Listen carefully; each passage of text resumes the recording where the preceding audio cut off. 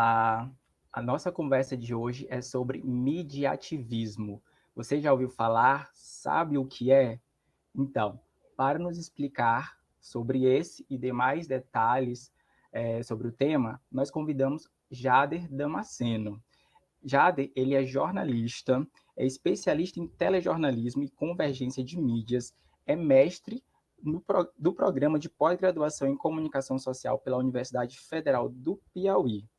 Obrigado, Jader, por disponibilizar o seu tempo e participar dessa conversa que será de muito aprendizado, eu tenho certeza. Olá, buenas tardes. Aqui agora, nesse momento, é tarde, mas boa hora para todo mundo que está nos vendo, porque como a gente está conectado para sempre depois de estar jogado na internet, então que seja uma boa hora essa que você nos vê. Que assim seja, Jader. Então, para iniciar essa nossa conversa, esse nosso bate-papo, eu já vou lançar a seguinte pergunta, é um combo de 3 em 1. O que é mediativismo? Explica para gente. E quando, como ele surgiu e qual o seu objetivo? Na verdade, o surgimento do mediativismo ele não tem um local exato, né? Uma datação no tempo.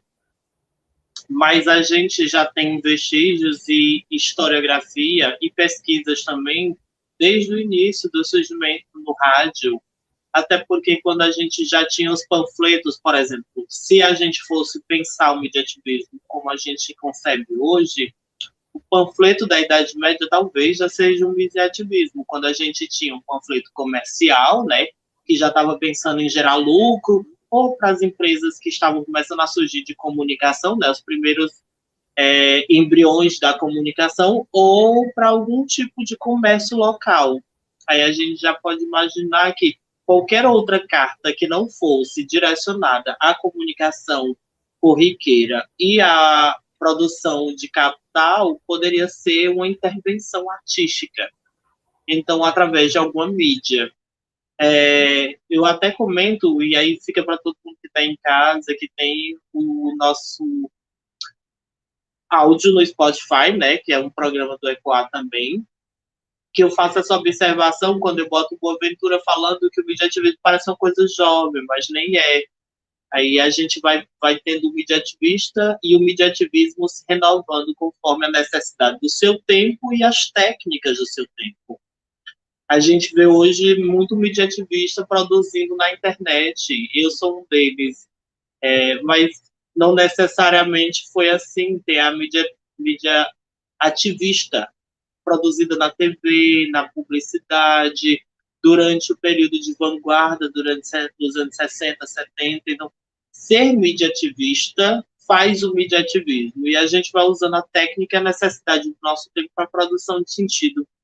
Acho que é isso. Né? Talvez seja um caminho para quem está procurando entender, por isso que talvez também seja muito refutado o tema, né? Ou o conceito. Hoje em dia eu já estou propondo até talvez um aperfeiçoamento desse conceito, né, de mediativismo para mediartivismo, que também é um outro conceito, que é o artivismo, né, que é um binômio também surgido dessa necessidade do artista, produtor de sentido, né, de contracultura, de questionamento das relações sociais do seu tempo, ao mesmo tempo que sua obra também dialoga com essas questões sociais. Certo, Jader. E outra pergunta, outra indagação que eu tenho é sobre se o mediativismo ele pode ser classificado como uma mídia alternativa, constituindo-se como um contraponto à mídia tradicional. Não sei se a gente colocaria, porque assim, cada conceito tem sua importância, então a gente meio que, não só por episteme, mas por produção, por relação de sentido, por responsabilidade também, né? A gente trabalha na academia, a gente sabe que não é fácil entender e produzir conhecimento, então talvez não fosse. Muita gente se questiona se o mediativismo não seria uma vertente de mídia alternativa. Eu acho que a mídia alternativa pode se apropriar e produzir o mediativismo. não necessariamente todo mediativismo seria uma mídia alternativa. Por exemplo, eu apresento o coletivo Salve Rainha, que é um coletivo de cultura e de uma tecnologia social produzida no Piauí, como uma tecnologia que se apropria da mídia para a produção de um conteúdo mediativista, né? Que é perpetuar, manter, lembrar da memória ao mesmo tempo que produz outro sentido social, né? Debate questões sociais. E não necessariamente é uma mídia, é um grupo, um coletivo de cultura. Então, entender o mediativismo, se a gente colocar ele numa caixa muito sólida, talvez seja prejudicial, tanto para os outros conceitos quanto para o mediativismo. Eu acredito que outras mídias podem se apropriar dessa técnica, das técnicas de produção no sentido do mediativismo, mas eu não sei se seria. Tem alguns autores até que questionam, né, se mediativismo não seria uma mídia hackeada, Sim, se não sim. seria uma mídia ativista separada, mas aí cada conceito tem seus pormenores. Por exemplo, uma mídia ativista seria uma mídia como mídia ninja, que, por exemplo, surge com essa necessidade. Surge como mídia e surge com a necessidade do ativismo. Então, os dois nomes existem, coexistem. O mediativismo não. O mediativismo é, inclusive, distorcer os dispositivos, refutar os dispositivos, a forma de fazer comunicação, questionar o tempo, tanto de produção, mas como também de consumo dessas mídias. Então, ela vai ser a necessidade do seu tempo, ela vai se ressignificar com o seu tempo. Eu não sei se seria saudável para os conceitos que a gente os atropelassem. Até porque tem muita gente pesquisando e por uma questão de responsabilidade acadêmica também. Então, não tem ainda um conceito, não tem um veredito para classificar o mediativismo como uma mídia alternativa ou uma mídia livre. Seria isso? Não, tem o conceito, tem a formação. Mediativismo é uma coisa. Agora, se esse mediativismo pode ser considerado uma mídia alternativa, aí é que está a questão. Porque a mídia alternativa, ela também existe, e ela pode se apropriar das relações do mediativismo, né? do ativismo midiático, mas não necessariamente fazer. Por exemplo, vou dar um outro exemplo prático aqui no Piauí, tem o Fala de Seu, por exemplo. É uma mídia alternativa, é considerada uma mídia alternativa porque ela é produzida, ela é pensada na periferia de Teresina, não apenas para a periferia de Teresina, né? E muito do material produzido reproduz a mídia hegemônica.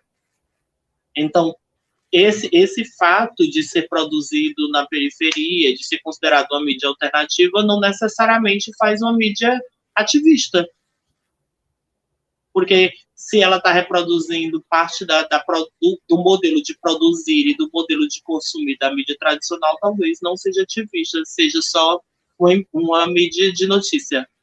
Então, é importante, aí eu vou frisar, porque quem está nos vendo talvez pense que não tem importância. Sim, tem muita importância dessa produção na periferia. Só que ela não se enquadraria no mediativismo, entendeu? Ela se enquadraria na mídia alternativa.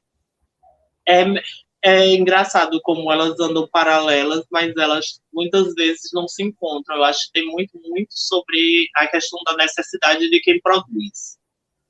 Eu acho que esse é um papel fundamental para entender o mediativismo, quem está produzindo, qual o sentido que essa pessoa, ou esse artista, ou esse coletivo quer produzir. É apenas transcrever o tempo, traduzir o tempo, escrever o tempo, contar as narrativas que estão passando, ou é de fato questionar o tempo? Aí o tempo não no tempo relógio, né? É no tempo em que lugar estamos no mundo, né? Bem Raymond Williams puxando a gente para entender que horas são, que horas que a gente está produzindo isso, em que momento a gente está produzindo isso. Entendi. Espero ter respondido sua pergunta. Sim, respondeu sim. Respondeu muito, muito bem. Então, ele apresenta as particularidades e as convergências, né? não é a mesma coisa, mas eles se interrelacionam, digamos assim. Sim, eles estão sendo produzidos nas mídias, mas não necessariamente têm a mesma finalidade. E essa finalidade... Tem uma frase do Câmara que ele diz que para existir mediativismo, necessariamente precisa existir um mediativista. Então, se necessariamente precisa existir um mediativista, então precisa se entender esse corpo, esse sujeito que está produzindo e a necessidade dessa produção. Se eu estou lá produzindo apenas para um fim de comunicar a minha comunidade, talvez, aí a gente poderia refutar, produzindo mais sentidos, seria uma mídia alternativa, mas não seria o mediativismo. Mediativismo, a gente precisa do engajamento, que aí a gente tem que ir para além do HTML, né, dos códigos, das questões das estruturas da internet, pensa no engajamento como forma de aglomeração de conhecimento, de sentido, de afeto. Aí a gente poderia ir para alguns outros autores que conversam muito sobre. Certo, ótimo. Inclusive você já está dando já soltando uns spoilers de resposta de outras perguntas que eu já tinha preparado. Você falou sobre o Mídia Ninja. Coincidentemente, eu preparei aqui uma pergunta a respeito desse agente. No Brasil, a atuação dos grupos como o Mídia Ninja, como você citou, e também dos jornalistas livres nas redes sociais são exemplos de mediativismo? Sim e não. Sim, porque eles surgem com a intenção de noticiar o tempo. Eles têm a urgência do tempo, né? Não necessariamente a gente tem que ir para a epistemologia da palavra. A urgência do tempo não necessariamente seja o tempo presente, né? Como diz Franciscato, quando ele fala sobre o jornalista sendo produtor desse sentido desse tempo, né? Mas como a urgência daquelas questões que não podem ficar para depois. Não tem aquele ditado popular que diz: se dá para você fazer hoje, faça. Não deixe para amanhã. É a mesma coisa. É tão urgente, é tão veloz, é tão gritante que a gente vai produzir com o celular. É tanto que a produção do Mídia Ninja, né, nas manifestações, o surgimento do Mídia Ninja como a apuração das manifestações no Brasil surge nesse formato não polido de mídia. Mas a ideia era que se comunicasse e que se contasse às pessoas a necessidade do tempo. E isso é ativismo. Eles se colocam como ativistas, além de comunicadores. Então, pode ser enquadrado, sim, tanto mídia ninja quanto jornalistas livres. Mas, olha, outro exemplo que poderia ser enquadrado, o uso das tecnologias para manifestações. Eu citei algumas já no nosso podcast da Coar, né, que está nas plataformas, que é emblemático. Por exemplo, o contra-aumento em Teresina, que pouca gente no Brasil sabe, mas foi uma das primeiras manifestações contra a passagem de ônibus no país. E ela surge da necessidade dos estudantes secundaristas e universitários. Ela ganhou uma mega proporção porque ela foi toda noticiada, planejada, espalhada, né, por causa das nossas mídias. Tem muito autor que já coloca como mídia de espalhamento através das redes. Então, a gente já vê uma potência do uso das comunicações e das mídias para um ativismo social. A gente pode ver também um grupo que é Mulheres a Bordo, que é um grupo colombiano, se não me engano, que elas começaram a fazer um curso de cinema no bairro, e dessa forma elas começaram a produzir sentido a partir das narrativas dessas mulheres periféricas e foi crescendo a tal ponto delas criarem uma escola de audiovisual. Isso é mediativismo. A gente pode ver a Primavera Árabe, que foi produzida muito compartilhada e pensada como uma revolução a partir das mídias, do uso das mídias enquanto propagação do conteúdo, enquanto produção de sentido, enquanto chamamento. Por isso que quando a gente fala em mídia, mediativismo, a gente fala o on e o off. Porque quando você consegue produzir dentro das redes, da TV, mas ela sai para a sociedade, ela ganha a rua, então ela ganha o sentido real. Porque não nos basta a ocupação das mídias, mas para além das mídias. A mídia é só uma plataforma. Então, você já respondeu uma outra pergunta que eu tinha preparado. Então, o mediativismo ele não é uma ação somente no online. Então, ele perpassa o online, ele também ocorre no offline. É isso? É isso, mas aí a gente vai fazer outra observação. Como eu disse no começo, o mediativismo não é de hoje. Então, se ele não é de hoje, ele não necessariamente tem que ser só um ou off pela compreensão da internet. A gente pode imaginar a ocupação, inclusive, de discursos de contracultura a partir das mídias de televisão. A ocupação de rádio comunitária. Por que se criou o mito no Brasil de que rádio comunitária derruba avião? Será que foi à toa? E não deixa de ser uma mídia. E essa mídia, ela produz qual sentido? Para quem que ela está servindo? A que serviço ela atende? Não gosto, eu uso esses termos porque é os mais fáceis da gente colocar, localizar as pessoas no mundo. Mas, por exemplo, é muito capital. A que sentido ela produz? Ao produzir. Produz para quem? É muito capital, é tudo muito sentido do capital, né? Da venda, da comunicação, da mídia, do conhecimento. Eu gosto de pensar que sim, ela está produzindo em qual terreiro? Ela está chamando quem? Ela quer dialogar com quem? E eu uso muitas expressões de dialogar, conversar, exatamente dessa questão que me atravessa. Que é, essa mídia alternativa, ela basta? Ela supre? Ela é suficiente para traduzir o nosso tempo? Ou a gente precisa de um foguinho que talvez o ativista e o jornalista têm? Aquele foguinho de questionar o tempo e dizer, não, isso não é o bastante, isso não traduz as nossas experiências. E eu acho que hoje, com essa hiperconexão, com esse universo muito... Ai, gente, desculpa. Muito conectado, talvez seja uma questão que a gente deveria se pensar, né? Também espero ter respondido. Sim, respondeu sim, maravilhosamente bem, Jade, muito obrigado. E agora, trazendo para o cenário local, Jade, você citou alguns nomes, citou Salve Rainha, eu conheço, inclusive participei de alguns eventos. No cenário local, no Piauí, qual a influência do mediativismo? Temos agentes que estão tomando essa frente nessa atuação? Conta para gente. Eu acho que tem muita gente produzindo mediativismo, mas elas não sabem que estão fazendo isso, porque para saber elas precisam entender a palavra, né? Precisa existir no mundo. Por isso que a gente, por exemplo, luta tanto para que a comunidade LGBTQIAP+, tenha seu nome citado, tenha a sigla que tem, e que essa sigla é crescente cada vez mais, que ela acolha cada vez mais corpos dissidentes. É porque a gente só vai existir quando a gente existe falado, né? Quando a gente existe no direito, quando a gente existe no documento. A gente passa a existir para além da nossa existência, né? No outro também. Então, eu vejo que tem muita gente produzindo mediativismo, mas elas não se reconhecem como mediativistas porque elas não conhecem a palavra.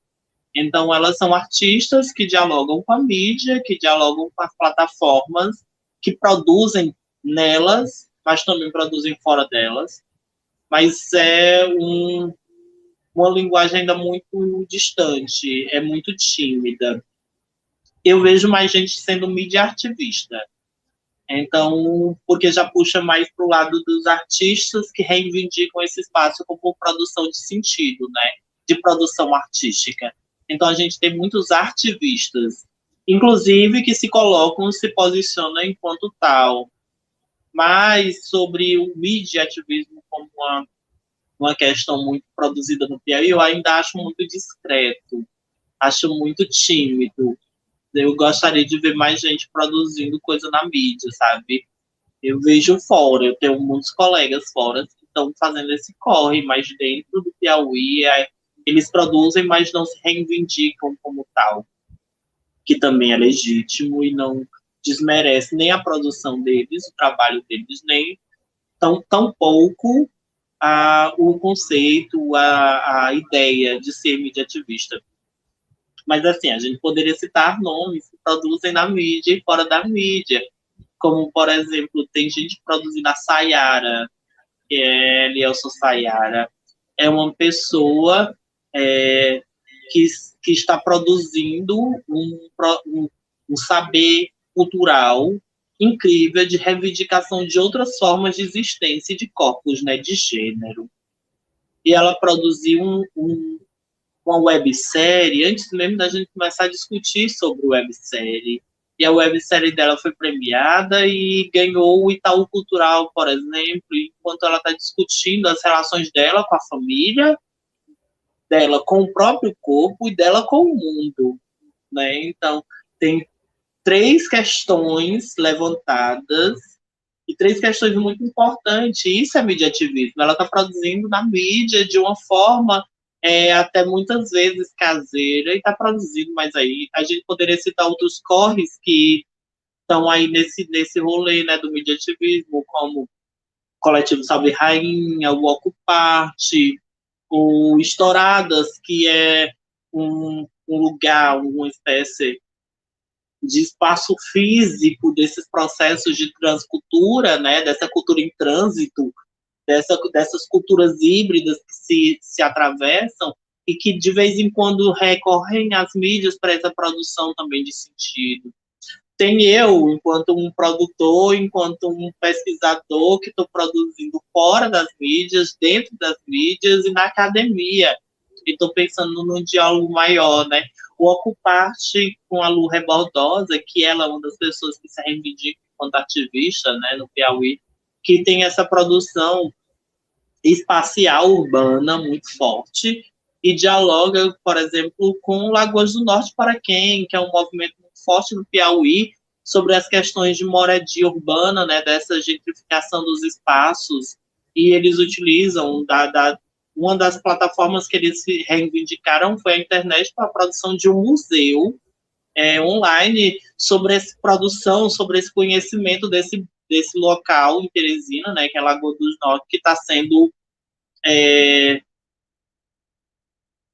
amplamente questionada sobre como a urbanização pensada pela prefeitura e pelo Estado da ocupação e a urbanização daquele ambiente tem descolado a sua população do seu território. E tem muitas questões atravessadas, né? Quando você tira o território de um ser humano, você tira a natureza dela, né? Por isso que a gente fala sobre cultura, que é cultivar. Ou seja, existe um processo orgânico de existência. Então a gente tem que tomar um pouquinho mais de cuidado quando a gente pensa nessa urbanização desenfreada, nessa urbanização. E são movimentos que dialogam com esse ativismo, né? E com esse mediativismo. Certo, Jader, muito bem. Para a gente se encaminhar para o encerramento, Jader, eu vou fazer mais uma última pergunta. Agora eu quero saber, na sua concepção, como o mediativismo vem impactando ou até interagindo com o campo jornalístico? Pode entender-se com até o campo jornalístico corporativo. Muitas das pautas hoje que são levantadas para as instituições, né, para o jornalismo corriqueiro, cotidiano, né, do batente, das emissoras, das produtoras, são pautados por intervenções das mídias, né, das ocupações das mídias. Muitas das pautas são questões levantadas na mídia de processos e de questões sociais. Então, não tem como não ser impactado. Essa bolha da mídia tradicional, ela já foi rompida, é um caminho sem volta. Eles estão tentando desenvolver métodos para que se mantenham as hegemonias, né, na produção do conhecimento, na produção de sentido e na produção comunicacional. Que isso, de certa forma, continua acompanhando as relações de poder do capital, né, empresariais. Mas o mediativismo, ele atravessa de forma cada vez mais forte e significativa o nosso tempo.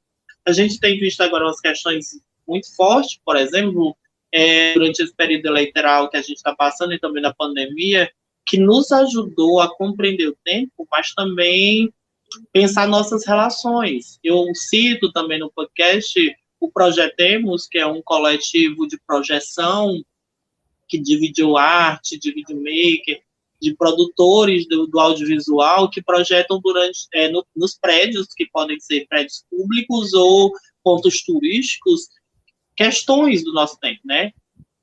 E começou com uma potência mais forte durante a pandemia, mas depois disso se espalhou pelo mundo todo e tem gente projetando coisas, questões de política nacional brasileira na gringa. E isso é um mediativismo, né? Porque a gente está produzindo através de um tipo de mídia, um ativismo, e essa mídia ela não se contém nela, e tem a convergência que vai para o Instagram, e do Instagram ela acaba indo para o Jornal Nacional, na Globo, né? Com um pano de fundo de alguma outra notícia. Então, a gente já está produzindo essas questões há muito tempo e elas estão cada vez mais fortes, mais potentes. A hegemonia é que está lutando, e ela que lute, né? Para se manter na posição dela, porque é um caminho sem volta. Mas eu acredito muito que a ocupação desses espaços hegemônicos também podem produzir outros sentidos, né? Ou levantar outras questões, discordar, puxar um olhar para uma questão mais social, porque se a gente continuar só nas hegemonias, elas se reproduzem muito fácil, né? Então, elas se mantêm no poder exatamente por isso. Mas é possível a gente construir outra comunicação, outra experiência humana, outra relação. Né? E isso é muito, muito, muito lindo. No meu trabalho de conclusão do mestrado, eu apresentei isso, né? Que como o coletivo de cultura, de arte urbana, de contracultura underground do Piauí, o maior evento de arte que o Piauí já produziu coletivamente, furou o bloqueio das mídias hegemônicas piauiense. E eu cito 2 jornais porque eu acho que é o supra-sumo da hegemonia, o jornal impresso, pelas questões estéticas, pelas questões políticas e pela questão de tempo, de durabilidade, né? E é possível você ver que um jornal que tem na capa corpos dissidentes, né? As corpas ocupando as capas de jornais com discurso de contracultura, uma estética política e questões sociais. Então, é possível uma produção de arte, de cultura e de mídia romper essas barreiras das hegemonias, né? Eu acho que Marx e Gramsci iam amar ver isso acontecer. Acho que eles iam ficar vibrando, porque é um modelo de praxe, né? Teoria e prática agindo no mundo. Sim, sim, exatamente. Ocupemos os espaços e que haja a democratização da informação, né?